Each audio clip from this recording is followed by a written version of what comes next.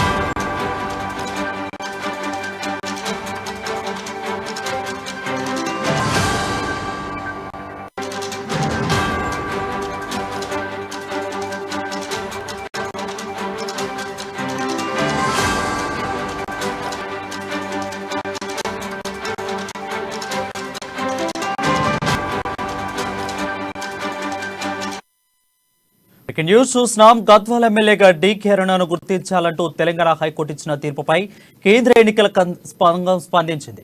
DK అరుణను Gadwal ఎమ్మెల్యేగా పేర్కొంటూ కేంద్ర ఎన్నికల సంఘం సోమవారం నోటిఫికేషన్ జారీ చేసింది. గద్వాల నుంచి డీకే అరుణ ఎన్నికైనట్లుగా ప్రచురించాలని రాష్ట్ర ఎన్నికల సంఘానికి కేంద్ర ఎన్నికల సంఘం నిర్దేశం చేసింది.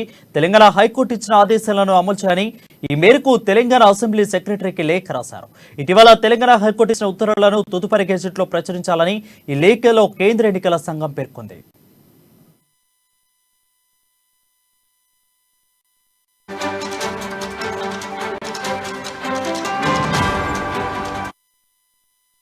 బ్రేకింగ్ న్యూస్ చూస్తున్నాం. గద్వాల ఎమ్మెల్యేగా డీకే అరుణను గుర్తించాలంటూ తెలంగాణ హైకోర్టు ఇచ్చిన తీర్పుపై కేంద్ర ఎన్నికల సంఘం స్పందించింది.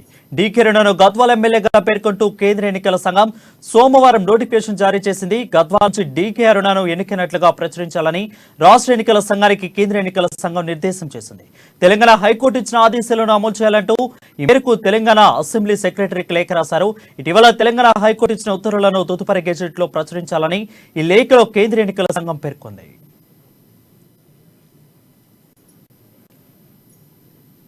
దీనిపై మరింత సమాచారం మా ప్రతినిధి ప్రదీప్ లైవ్ ద్వారా అందిస్తారు. ప్రదీప్, చెప్పండి. ఏదైతే వరుణ్ బీఆర్ఎస్ పార్టీకి ఉమ్మడి పాలమూరు జిల్లాలో గట్టి దెబ్బ తగ్గిందని చెప్పొచ్చు. ఏదైతే 2018 ఎన్నికల్లో అఫిడవిట్ లో తప్పుడు ఏదైతే అవి ఇచ్చారని డీకే అరుణగా అప్పుడు 2018లో కేసు కోర్టులో వేసిన నేపథ్యంలో గత వారం కింద హైదరాబాద్ లో హైకోర్టు గద్వాల ఎమ్మెల్యేగా డీకే అరుణను ప్రకటిస్తూ తీర్పులు అయితే వెలువరించింది. ఈ నేపథ్యంలోనే గత 2-3 రోజుల కింద అసెంబ్లీకి వెళ్లి కోర్టు ఉత్తర్వులను అసెంబ్లీ సెక్రటరీకి సమర్పించగా కేంద్ర ఎన్నికల కమిషన్ ఈ రోజు నిర్ణయం తీసుకుందని చెప్పొచ్చు. అయితే రాష్ట్ర ఎన్నికల కమిషన్ కు కేంద్ర ఎన్నికల కమిషన్ గద్వాల ఎమ్మెల్యేగా డీకే అరుణను గుర్తించాలంటూ కూడా ఒక సర్కులర్ అయితే విడుదల చేసిన నేపథ్యం ఉంది. అయితే ఈ నేపథ్యంలోనే ఆ, గతంలో హైకోర్టు ఇచ్చిన తీర్పును కూడా దాంట్లో జత చేయాలంటూ కూడా తెలిపారు. అయితే ఈ నేపథ్యంలో బీఆర్ఎస్ పార్టీలో కొంత అలజడి ఉమ్మడి పాలమూరు జిల్లాలో మొదలైందని చెప్పొచ్చు. అయితే నిన్నగాక మొన్న ఏదైతే వనమా వెంకటేశ్వరరావు విషయంలో కూడా సుప్రీంకోర్టుకు వెళ్లి స్టే తీసుకొచ్చిన నేపథ్యంలోనే డీకే అరుణకు కూడా అటువంటి స్టే వస్తుందేమన్న అనుమానాలు అయితే ఇక్కడ బీజేపీ బీఆర్ఎస్ వర్గాల్లో మొదలయ్యాయి. అయితే ఈ నేపథ్యంలోనే కేంద్ర ఎన్నికల కమిషన్ త్వరగా నిర్ణయం చేసినట్టు కూడా బీజేపీ పార్టీలో సంబరాలు అయితే మొదలయ్యాయి. అయితే గద్వాల ఎమ్మెల్యేగా డీకే అరుణ్ ప్రకటిస్తూ వెంబడే ఉత్తర్వులు అమలు చేయాలంటూ కూడా రాష్ట్ర ఎన్నికల కమిషన్ కు తర్వాత అసెంబ్లీ సెక్రటరీ కూడా ఆదేశాలు జారీ చేశారు. ఈ నేపథ్యంలోనే రాబోయే రోజులు ఏదైతే బీఆర్ఎస్ పార్టీ మొన్న సిట్టింగ్లకే సీట్లు అంటూ మళ్ళీ బండ్ల కృష్ణమోహన్ రెడ్డికే టికెట్ కేటాయించడంతో ఆయన అభ్యర్థిత్వం సందిగ్ధంలో పడిందని చెప్పవచ్చు. రాబోయే ఎన్నికల్లో ఒకవేళ ఈ తీర్పులు అమలు చేస్తే అనర్హత పెట్టి కూడా పడొచ్చు అనే ఊహాగానాలు వినిపిస్తున్నాయి. ఎక్కువగా చూసుకున్నట్లయితే ఎన్నికల సమయం 3-4 నెలలు మాత్రమే ఉంది. సో ఈ ప్రక్రియలోనే ఇలాంటి మొన్న వనమా కానీ ఇప్పుడు వచ్చిన డీకే అరుణ కానీ ఏ విధంగా పేర్కొనవచ్చు అసలు వీటిని? అయితే రాబోయే 2-3 నెలల్లో ఎన్నికలు రానున్న నేపథ్యంలో ఈ నిర్ణయం ఏదైతే ఈ ఆదేశాలు కీలకం కావచ్చని రాజకీయ విశ్లేషకులు చెప్తున్నారు. ఉమ్మడి పాలమూరు జిల్లాలో ఈ నిర్ణయం, ఈ హైకోర్టు తీర్పు ఒక ఎఫెక్ట్ అయితే పడొచ్చు అధికార బీఆర్ఎస్ పార్టీకి అని కూడా వినిపిస్తున్నాయి. అయితే రాబోయే రోజుల్లో ఉమ్మడి పాలమూరు జిల్లాలో ఈ తీర్పు వల్ల మరికొన్ని ఏదైతే ఉమ్మడి పాలమూరు జిల్లాలో మరికొన్ని సీట్లలో కూడా ఎఫెక్ట్ పడే అవకాశాలు అయితే ఉన్నాయి అని చెప్పొచ్చు. ఈ నిర్ణయం మేరకు బీఆర్ఎస్ పార్టీ ఎటువంటి నిర్ణయం తీసుకుంటుంది, మరి రాబోయే రోజుల్లో గద్వాలలో బీఆర్ఎస్ పార్టీగా ఎవరు నిలబెడతారన్న సందిగ్ధ అయితే నెలకొన్నది. ఇప్పటికే ఈ ఆదేశాలను తక్షణంలోకి అమల్లోకి తేవాలంటూ కూడా కేంద్ర ఎన్నికల సంఘం రాష్ట్ర ఎన్నికల సంఘాన్ని ఆదేశించింది. అయితే ఈ నేపథ్యంలోనే గతాల్లో కూడా సంబరాలు మొదలయ్యాయని మనకు తెలుస్తా ఉంది. అయితే ఈ డీకే అరుణ ఈ కోర్టు తీర్పును కేంద్ర ఎన్నికల నిర్ణయాన్ని కూడా స్వాగతించింది. ఇటువంటి నిర్ణయం రాజకీయ వర్గాలకు కూడా కొంత సంతోషాన్ని తెలుపుతుందని కూడా తెలిపారు వరుణ్. రైట్ ప్రదీప్, అంటే అసెంబ్లీ ఎన్నికలు కూడా దాదాపు ముగిసిపోయినాయి.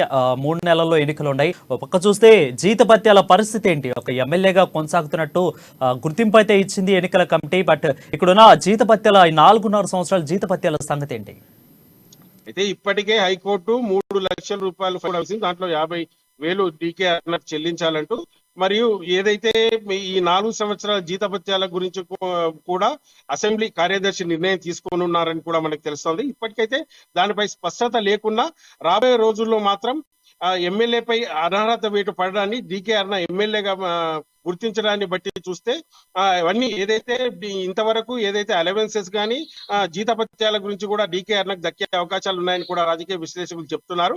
ఇప్పటికైతే ఎన్నికల సంఘం ఏదైతే రాష్ట్ర ఎన్నికల సంఘానికి ఆదేశాలు అయితే స్పష్టంగా అందాయని చెప్పొచ్చు. రాబోయే రోజుల్లో అసెంబ్లీ కార్యదర్శి మరి ఎటువంటి నిర్ణయం తీసుకుంటారో ఆ నిర్ణయం మీద కూడా మొత్తం ఆధారపడి ఉందని కూడా చెప్పొచ్చు. Right, thank you Pradeep for the updates.